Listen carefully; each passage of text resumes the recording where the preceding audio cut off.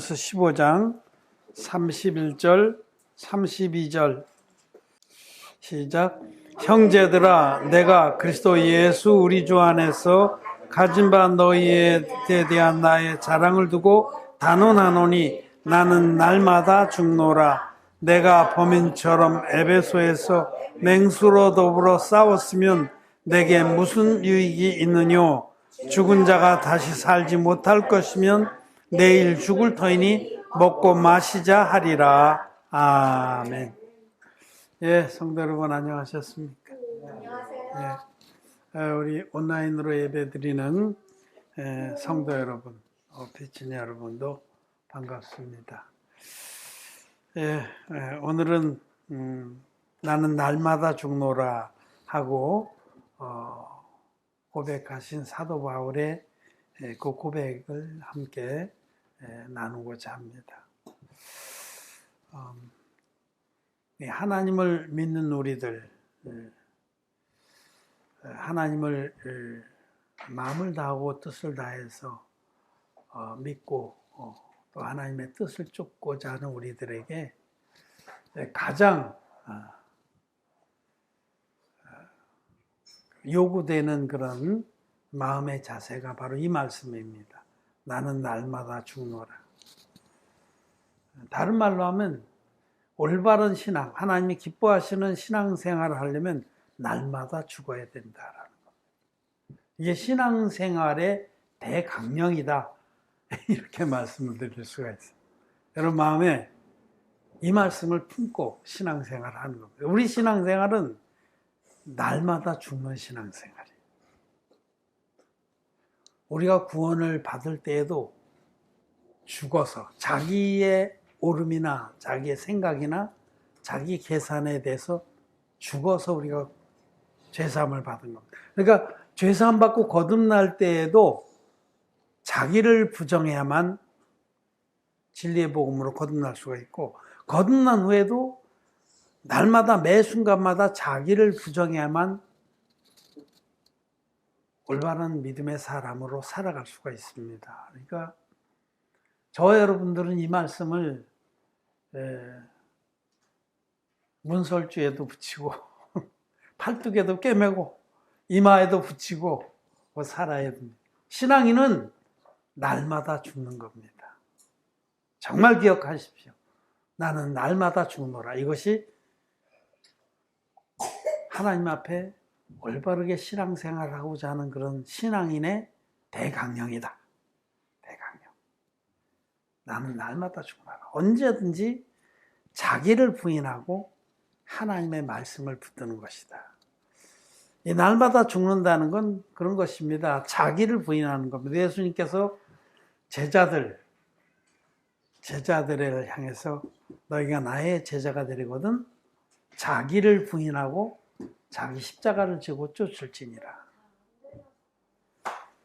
주님의 참 제자, 주님이 기뻐하시는 제자가 되려면 자기를 부인해야 돼요. 그것이 날마다 죽는 겁니다. 자기를 부인하는 것이 참 죽기보다 힘든 거예요. 근데 자기를 믿음으로 부인하는 사람은 날마다 죽는 겁니다.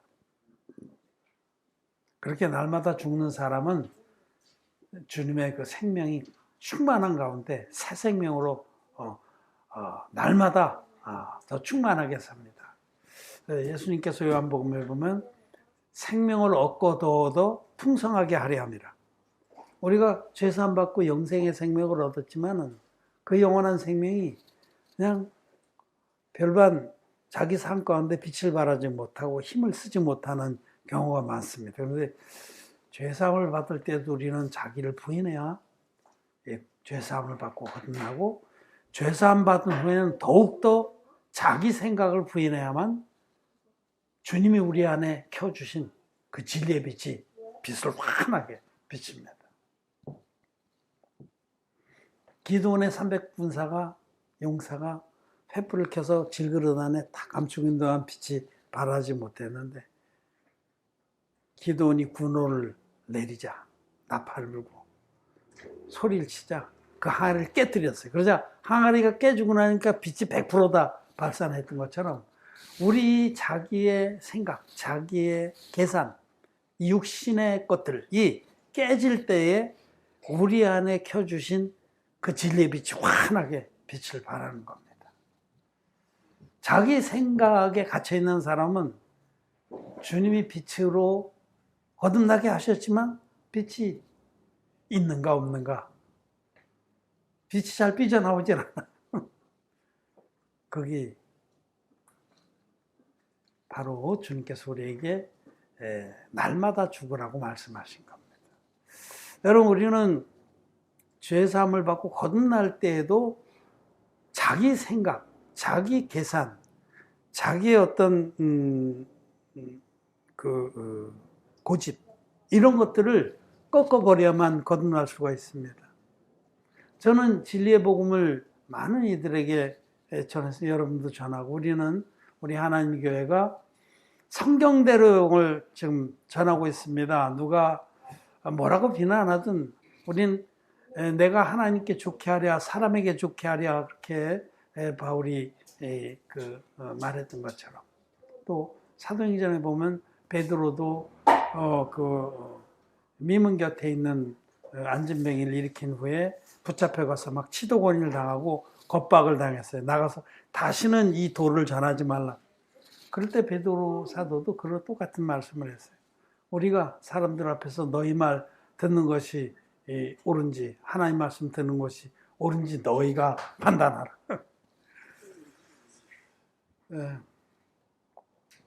그런데 이 진리의 복음을 우리는 전합니다. 사람들이 뭐라 하든지 하나님이 기뻐하시는 거예요. 성경대로의 복음. 성경대로, 우리 지금 고린도전서 15장을 지난 수요일도 하고 이제 오늘도 하는데, 이 15장 3절 4절에는 내가 받은 것을 먼저 너희에게 전하였노니 이는 성경대로 그리스도께서 우리 죄를 위하여 죽으시고 장사 지낸 바 되었다가 성경대로 사흘 만에 다시 살아나사. 진리의 복음은 하나님의 아들인 예수 그리스도께서 성경대로 우리 죄를 위해서 죽으시고 성경대로 부활하셨다는 복음입니다.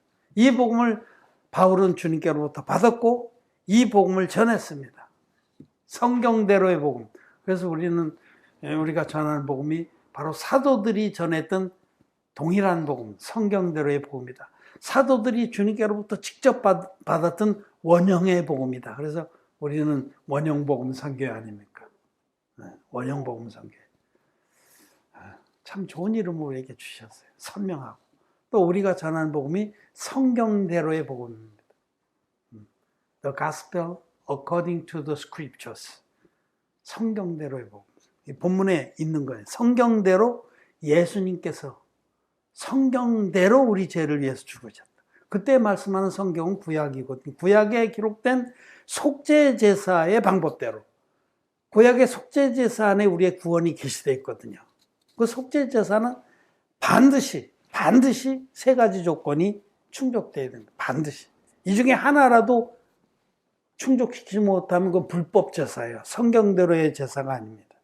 성경대로 드리는 속죄제사에는 첫째, 반드시 흠없는 제물이 있어야 돼요. 깨끗한 제물. 둘째로는 죄를 지은 사람이 그 제물의 머리에 안수를 해서 죄를 넘겨야 됩니다. 넘어간다. 안수는 죄가 넘어간다 그 뜻입니다. 그리고 세 번째는 그 제물이 목이 끊겨서 피로써 죄값을 치러야 돼요. 이 세 가지. 흠없는 제물과 안수와 피 흘림. 이 중에 어떤 거 하나라도 죄 버리고 드린 제사는 불법입니다. 제물이 막 부스럼이 나고 애꾸고 한쪽 다리가 절고 불법 제사이고 불법. 둘째로는 안수를 안 하고 잡았어요. 그것도 불법이에요. 반드시 안수할지니. 레위기 읽어보세요. 성경들의 속죄제사, 합법적 속죄제사는 반드시 안수를 해야 돼요. 그리고 반드시 죽어야 돼요. 안수만 하고 빼돌렸다.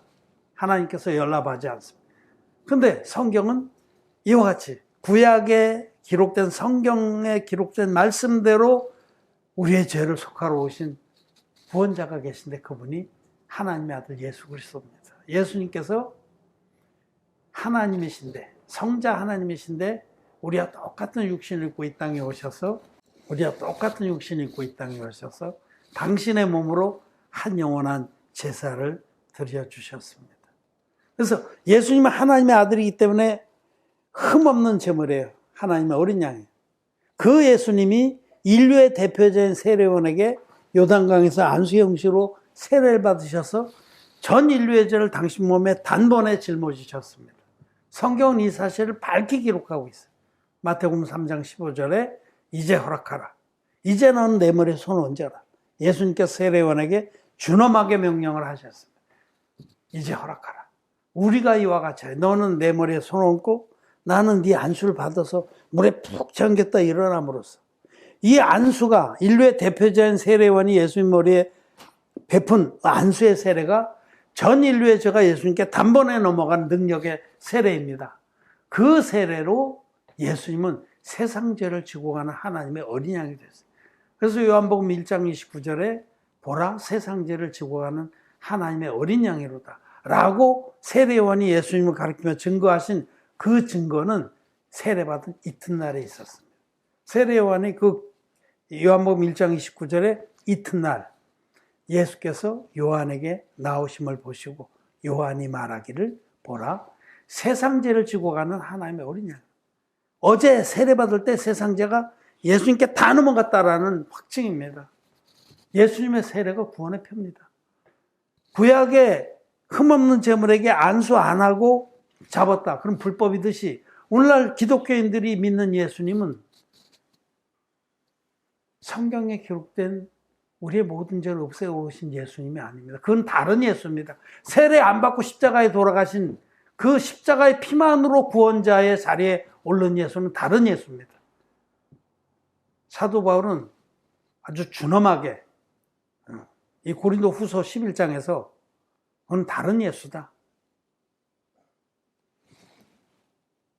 흠없는 제물로 오셔서 세례로 인류의 모든 죄를 다 짊어지시고 십자가에 돌아가신 그 예수님이 바로 하나님의 아들이신 예수님이고 우리를 모든 죄에서 온전하게 구원하신 메시아입니다. 그 예수님을 믿을 때 우리는 단번에 죄사함 받고 예수님은 세례로 죄를 짊어지고 십자가에 가셔서 못 박히고 피 흘리셔서 다 이뤘다 하기까지 당신의 보혈로 세례 때 담당한 나와 여러분들의 모든 죄를 깨끗이 갚아주시고 값을 지불하시고 돌아가셨다가 성경대로 사흘 만에 부활하셨어요.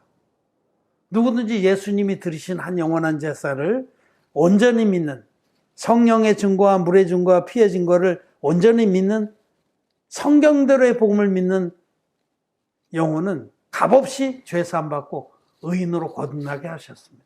이것이 진리의 복음. 그런데 말입니다. 이것이 진리의 복음인데 이 진리의 복음을 듣고서 내가 지금까지 들어왔던 믿어왔던 십자가의 피만의 복음하고 이제 비교해보는 거예요. 말씀으로는 이 물과 피와 성령이 합하여 하나라고 사도 요한이 증거한 이 복음, 성령과 물과 피가 세 증거가 다 있는 복음. 성령의 증거는 예수님은 하나님의 아들이다. 흠없는 제물이다. 합격 제물이다. 물의 증거는 예수님이 요단강 물에 임하셔서 인류의 대표자에게 안수 형식으로 받은 그 세례가 우리의 모든 죄를 단번에 짊어지신 능력의 세례다. 피의 증거. 예수님이 우리의 죄를 세례로 담당하시고 십자가에 가셔서 다 이루었다 하기까지 깨끗이 도말하셨다. 너무나 완벽하고 완전하고 영원하고 한 군데도 흠잡을 데가 없는 성경대로의 복음인데도 이 복음을 다 듣고 나서 내가 지금까지 믿어왔던 십자가의 피만의 복음에 거기 사로잡혀 있는 사람이 맞습니다. 이 첫째로는 고집의 고집. 내가 그래도 지금 50년을 이렇게 믿었는데 60년을 이렇게 믿었는데 내가 이걸 어떻게 버려? 똥고집이라고 해요. 똥고집. 60년을 믿었든 100년을 믿었든 틀렸으면 빨리 버려야 돼요. 그런데 들어보니까 그게 참 구약과 신약이 다 그렇네. 말씀대로는 딱 맞네. 하면서도 그래도 이 많은 사람들이, 이 절대 다수의 사람들이 십자가의 피만을 믿고도 그렇게 신앙생활 막 뜨겁게 하고 눈물을 흘리고 막 자기 희생하고 그러는데 어떻게 이 많은 사람들 아니라고 할 수 있냐? 이제 이 편견이에요. 편견. 이 시장의 편견이라는 거예요. 시장의 편견. 시장에 가면은 사람들이 많이 몰려있는 가게에 좋은 물건이 있거니 이런 생각을 해요. 여기 이제 우리 5일장에도 가면은 이제 거기 호떡집들이 쫙 있어요.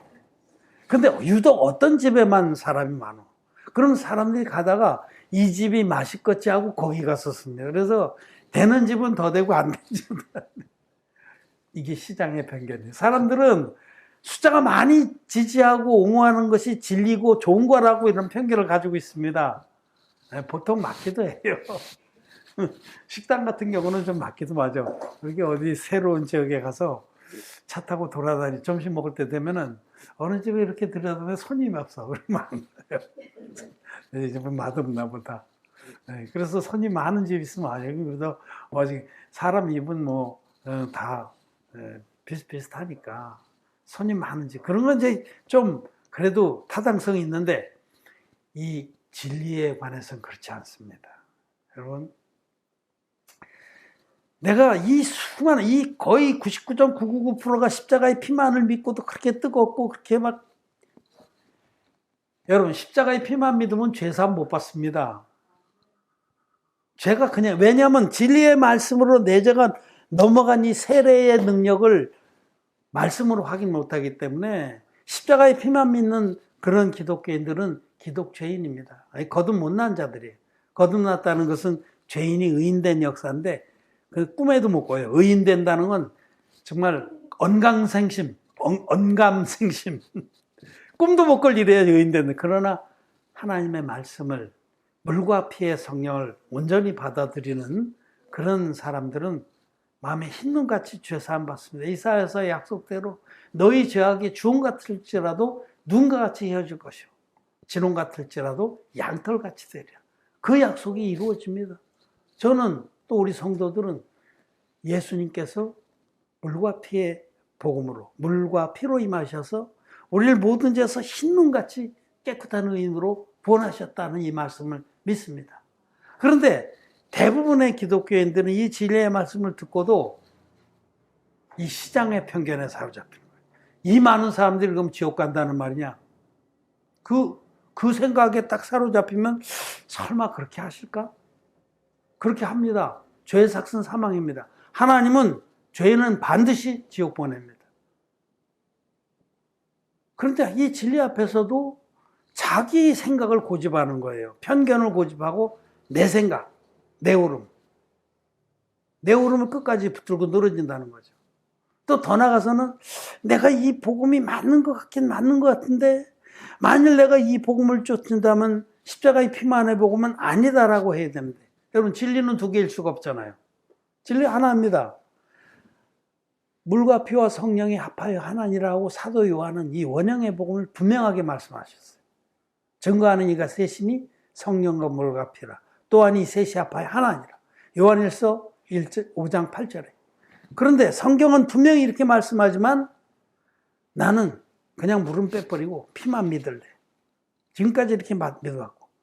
그런 십자가의 피만의 복음과 물과 피의 복음과 이 둘이 다 진리일 수가 없어요. 진리는 하나입니다.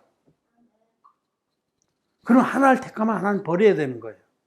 근데 만약에 내가 이것이 맞긴 맞는데 이거를 쫓는다 했을 때 자기에게 닥칠 리스크를 생각해 보면 리스크. 우선 배척당하겠죠? 이단이라고 그러겠죠? 그 좋은 관계 맺었던 모든 사람들하고 끊어지겠죠? 응? 계산해 보는 거야, 앉아서 계산해 보고 안 되겠다. 아무래도 안 되겠다. 그냥 그 복음 나 혼자만 알고 있어야겠다. 나 혼자만 속으로 믿고 이 정말 지금까지 내가 일생을 투자해서 형성한 이 조그만 망대를 헐지 말아야겠다. 여러분 그 망대 그거 올라앉아 있다 지옥 갑니다. 무너져서. 앉아서 계산해 봐야 돼요. 내가 죄가 있으면 그리고 이 반쪽짜리 복음 온전한 복음이 아닌 반쪽짜리 복음은요 사실은 가라지의 복음이고 분명하게 얘기하지만 그건 사단마귀가 온 세상을 덮은 겁니다. 그거는 그렇게 시커 믿어도 다 지옥 가니까. 응? 굳은 자라는 거 화투 치다 보면 굳은 자. 이거 굳은 자예요. 아무도 먹어갈 수 없어. 한번 잡아가고 딱 하나 먹고 근데 나한테 패가 있어. 굳은 자라는 거예요. 저건 아쉬울 때 먹는 거예요. 지금 전 세계의 기독교인들을 사단마귀는 굳은 자로 보고 있는 겁니다. 그냥 놔둬도 나중에 다 내 거 되는 거예요. 집토끼예요. 여러분, 이래서 내 생각을 부인 못 한다는 거예요. 나는 그래도 어쩔 수 없어. 그냥 일을 가야 돼. 그러면 구원을 못 받는 겁니다. 자기를 부인하지 않으면 진리의 복음을 듣고도 영생의 그 생명을 얻지 못하는 겁니다. 구원받을 때도 이렇게 자기 생각을 부인해야 돼요.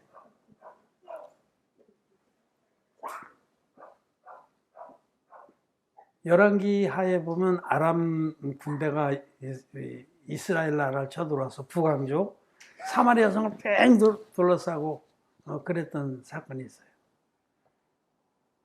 그때 하나님 종이 내일 이맘때쯤이면 막 굶주려 죽을 지경인데 거기다 대고 하나님 종이 말씀했어요.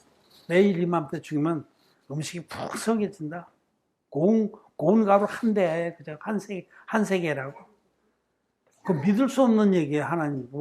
자기 생각은 도저히 믿을 수 없어서 군대 그 왕의 그 고관 하나가 그 말을 안 믿고 거부했습니다. 근데 그는 밟혀 죽었습니다. 그도 자기 생각이, 내 생각에는 도저히 그럴 수 없는 것 같지만 하나님의 말씀이기 때문에 내 생각보다 하나님 말씀이 진리입니다. 그리고 반드시 이루어집니다. 그래서 그렇게 믿어서 백성들은 어쨌든 그 말씀을 듣고 거분하지 않아가지고 그 은혜를 누렸죠. 그 근처에 보면 나만 장군에 대한 얘기가 있어. 나만 장군이 아람의 군대인데 군대 장관이 아주 크고 위대한 용사인데 문둥병자였습니다. 문둥병자인데 그 여종의 말을 듣고 이스라엘 나라의 선지자 앞에 가면 이 병을 고친다는 말을 듣고 왔어요. 근데 하나님 종 엘리사가 너는 요단강에 가서 몸을 7번 잠그라. 그리하면 네 살이 여전하게 깨끗하리라. 그렇게 말씀했거든요. 근데 나만 장군이 아니 우리 고향 땅에는 아람 나라 거기는 아람 나라 강도 큰 강도 말고 맑고 고산지대에서 내려온 맑은 물이 콱 흐르는 강도 많은데 요단강은 흙탕물입니다. 요단강은 깊고 급하게 흘러서 물이 자기 보기에는 똥물이에요. 근데 우리나라에 좋은 강이 없어서 나더러 이 똥물에 들어가는 말이냐 이 화가 났어요. 그러면 분을 내고 돌아가서 내 군대를 일으켜서 와서 짓밟아 버리라. 근데 그 부하 하나가 그 나아만을 설득했어요. 하나님 종이 더 심한 일을 시켰으면 당신 들을 거 아니냐. 겨우 요단에 가서 몸을 7번 잠그라는데 그것도 못하냐. 그래서 그가 돌이켜서 가서 요단강에 몸을 7번 잠궈서 깨끗하게 나왔습니다. 그는 요단강에 오셔서 세례를 받으심으로 모든 인류의 죄의 문둥병을 다 담당하신 예수 그리스도를 계시하는 겁니다.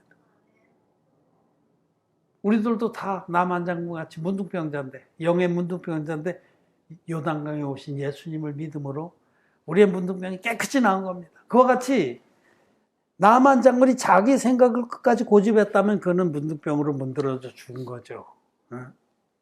근데 자기 생각을 부인했기 때문에 그가 구원을 받은 겁니다. 구원을 받을 때에도 자기가 지금까지 믿었던 거, 자기의 생각, 편견 이런 것들도 다 계산해봐서 내가 이 복음을 쫓으면 많은 손실이 오겠다, 리스크가 있다. 이 계산, 이런 것을 부인해야 됩니다. 이걸 확 꺾어버리고 여러분 사람에게 영원한 생명보다 귀한 건 없어요. 이 세상에서 뭐 어느 비난을 받고 배척을 받아도 이 진리의 복음 믿음으로 죄사함 받고 영원한 생명을 누리는 것과 비교할 수 없는 겁니다. 사도 바울을 보세요. 바울이 분기탱천에서 기독교인들을 잡아 죽이려고 말을 몰고 쫓아갔습니다. 근데 쫓아갔는데 다메섹에 거의 다 이르러서 부활하신 주님 만났습니다.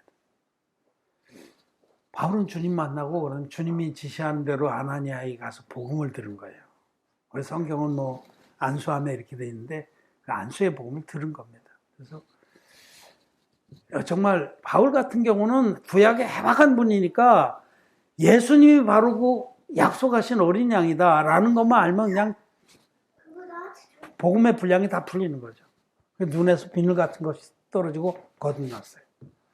바울을 보세요. 그 이전에 바울은 유대교에서 촉망받는 그런 인물이었고 막 가말리아의 제자요.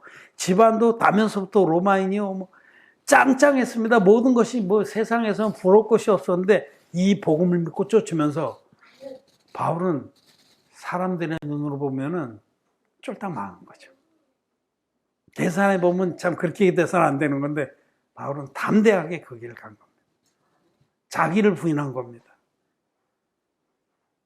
자기를 부인해서 바울은 죄사함을 받고 그 다음에는 고난의 길을 가면서도 늘 기뻐했어요. 늘 자기를 부인한 거예요. 오늘 우리가 읽은 본문에도 보면 이제 32절에 에베소의 사건을 얘기합니다. 내가 범인처럼 에베소에서 맹수로 더불어 싸웠으면 내게 무슨 유익이 있느냐. 이 사건은 사도행전 19장의 얘기를 하는 거예요. 사도행전 19장에 사도 바울은 에베소에 가서 거기에서 이제 영혼들을 얻었습니다. 너희가 믿을 때 성령을 받았느냐 해서 영혼들을 얻어서 에베소가 그 당시 소아시아의 중심지였습니다. 거기를 타고 앉아서 거기에서 두란노 서원을 열고 약 2년 반, 근 3년을 영혼들을 집중적으로 양육을 했어요. 하나님 제자로. 그렇게 하고 있었는데 이제 그러자 뭐 그 에베소 지역에 이 진리의 복음이 퍼지면서 에베소라고 하는 그 고대의 도시는 아르데미 신, 아르데미 여신이 아주 흥왕했어요. 그래서 여신상을 만들어 파는 그 장사꾼들, 우상 장사꾼들이 득세를 해가지고 그들이 권력을 잡고 있었고 돈 있는 사람이 원래 권력을 잡으니까. 그런데 이 진리의 복음이 퍼지니까 그들이 위기를 느낀 거예요. 이 진리의 복음이 막 퍼지면서 이런 신들은 아무것도 아니다. 이거 우상이다. 이거 막 장사가 안 되기 시작하고 배척하는 사람이 많고 집에 있는 것도 내다버리고 뭐 이러자 그들이 들고 일어났습니다. 그래서 거기에 총독을 부추겨서 아리스다고인가 하여튼 그 바울의 동역자 두 사람을 마게도니아 사람, 그러니까 그 바다 건너 유럽의 관문인 마게도니아에 그서 온 종 하나님의 일꾼을 하고 뭐 아리스다고인가 누구 하여튼 두 사람을 끌고서 원형 경기장으로 끌고 들어갔어요. 죽이겠다는 거죠. 근데 바울이 그 소리를 듣고 분개했습니다. 그래서 달려나갔어요. 내 동역자를 저렇게 처단하려고 하는 그 얘기를 하는 거예요. 자기가 만약에 자기 혈기를 이기지 못하고 확 뛰어들어가서 싸웠더라면 그 맹수들과 더불어 그 맹수라고 비유한 거죠. 실제로 또 원형전기장에서 사자를 풀어서 죽이기도 했지만 그 그리스도를 적대하는 그런 아주 악독한 자들과 더불어 정면 대결에서 싸웠다면 바울은 그때 죽었을 겁니다. 그리고 우리의 이 복음의 역사는 큰 타격을 입는 겁니다. 이런 생각을. 바울이 그때 죽었더라면 이 귀한 말씀들을 어떻게 기록이 되며 또 어떻게 그 복음의 역사가 초대교회에 그렇게 일어났겠어요. 그 주변에 동력자들이 말렸어요. 사도행전 19에. 바울이 불같은 분이거든요. 말린다고 금방 수그러졌을까요? 놔라! 내가 죽을지언정 우리 동력자들 저렇게 죽게 할 수 없다. 막 그냥 옷을 찢기면서 막 그렇게 했죠. 그러나 바울이 생각했어요. 이게 하나님 앞에 이게 옳으냐. 그냥 인간적인 평판 이런 거 보면 바울은 자기 동력자들이 끌려가는데 모른 척 했다. 그런 비난 받을 수 있죠. 근데 바울은 하나님 앞에 생각해 본 거예요. 내가 여기서 혈기를 부리고 뛰쳐 들어가면은 어떻게 될까? 이 복음의 역사들이 어떻게 될까 생각한 겁니다. 그래서 바울이 분기를 참고 자기의 옳음. 나는 자기가 내 목숨이 끊어져도 뛰어 들어가는 게 옳아. 바울로 보면 놔라 이놈들아. 그렇지만 자기 옳음도, 자기의 생각도, 자기의 고집도, 자기의 계산도, 이런 것들을 말씀 앞에, 그리고 하나님의 뜻 앞에서 확 꺾는 것이 신앙생활입니다. 저와 여러분 진리의 복음 믿고 거듭났습니다. 우린 거듭났는데, 이제 거듭난 다음에 우리 안에 켜주신 이 진리의 빛이 마음껏 발산하는 삶. 너희는 세상의 빛이라 그랬어요. 빛이 되라고 그러지 않았습니다. 우리는 이미 빛이 됐습니다. 우리 안에 진리가 있습니다. 영생의 복음이 우리 안에 있어요. 그 복음의 빛을 우리가 바라는데, 그 복음의 빛이 환히 온전하게 바라려면 날마다 죽어야 된다. 날마다 자기 생각을 부인하고 하나님 말씀을 붙들고 하나님의 뜻을 붙들어야 됩니다. 하나님 말씀과 하나님의 뜻 앞에 자기 생각은 언제나 꺾는 거예요. 저도 하나님의 말씀과 하나님의 뜻 앞에 늘 내 생각을 부인하려고 그렇게 힘을 씁니다. 어떤 때는 여러 가지 상황이나 이런 거 볼 때 이렇게 하는 게, 이렇게 하고 싶어. 아유, 때려치고 싶고. 근데 그때마다 하나님 말씀을 생각해 봅니다. 하나님이 너희는 먼저 그의 나라와 그의 일을 구하라. 그리하면 내가 너에게 필요한 걸 다 주겠다. 그래서 그렇지. 지금은 당장 어려워도 먼저 그 나라와 그 의를 구하는 것이 뭔가. 그럴 때 내가 어떻게 하는 것이 옳은가.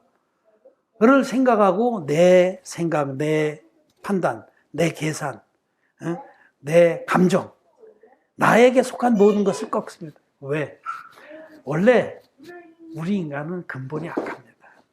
우리 인간은 근본 이기적이고 정욕적이고 탐욕적입니다.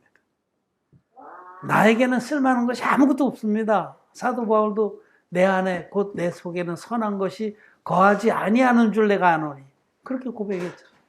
그래서 저도 내 생각이나 내 옳음이나 내 판단이나 내 계산은 항상 악하다라는 것을 전제합니다. 그리고 오직 하나님의 말씀과 하나님의 뜻만이 높이 서기를 바랍니다. 그래서 자기를 부인하는 거예요. 그래서 날마다 죽는 겁니다. 어떤 때 막 이렇게 하고 싶지만, 저는 페북 하나를 운영하는 것도 페북에 막 이런 것도 쓰고 싶고 저런 거 쓰고 싶지만 생각해 봐요. 이것이 하나님 앞에 유익하겠나? 이것을 읽는 사람들에게 유익하겠나? 해는 되지 않겠나? 그리고 내가 하고 싶은 거는 꺾어버립니다. 내가 하고 싶다고 다 하는 게 아니에요. 자기 하고 싶은 대로 다 하는 사람은 죄사함 받아서 너무 어린 자입니다. 깐난쟁입니다. 성숙하면 성숙할수록 더 많이 부인합니다. 믿음의 사람이 되면 될수록 나중에는 자기가 없어지는 거예요. 내 생각, 내 옳음, 내 고집, 내 판단, 내 계산, 이런 건 다 꺾고 하나님의 뜻은 무엇인가를 분별하고 하나님의 뜻과 하나님 말씀 앞에서 자기를 꺾어버리는 것이 신앙생활의 대강령이다. 대강령. 저와 여러분들은 이제 이후로 나는 날마다 죽노라 하신 바울의 본을 쫓는 귀한 믿음의 삶이 되기를 바랍니다. 나는 날마다 죽노라. 여러분, 날마다 죽는 사람이 믿음의 장성한 사람이고 온전한 사람을 이룬 겁니다. 하나님이 기뻐하시는. 날마다 죽는. 무엇을 위해서? 그 나라와 그 의를 위해서. 날마다 죽는 겁니다. 그렇게 귀한 믿음의 어른들이 되기를 바랍니다. 날마다 죽는 어른들이 되기를 바랍니다. 말씀 마쳤습니다.